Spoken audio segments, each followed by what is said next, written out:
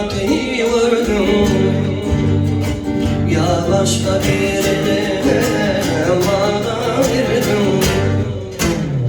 Ya yetim oğlanlar garip değilim mi? Hani yok benim vadan zamana değil. Ya yetim oğlanlar garip değilim mi?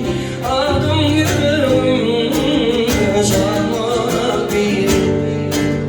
Hani yok benim vadan zamana değil.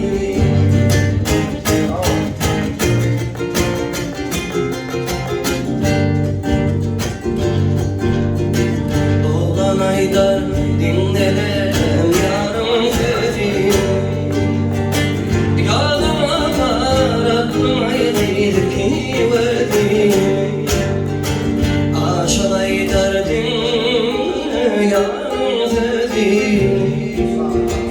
Yalıma bırakmaydı ki verdim.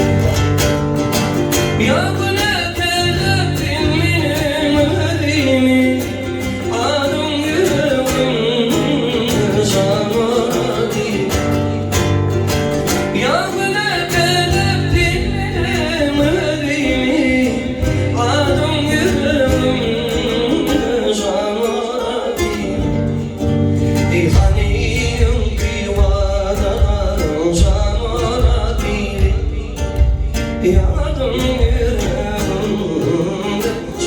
Tamam.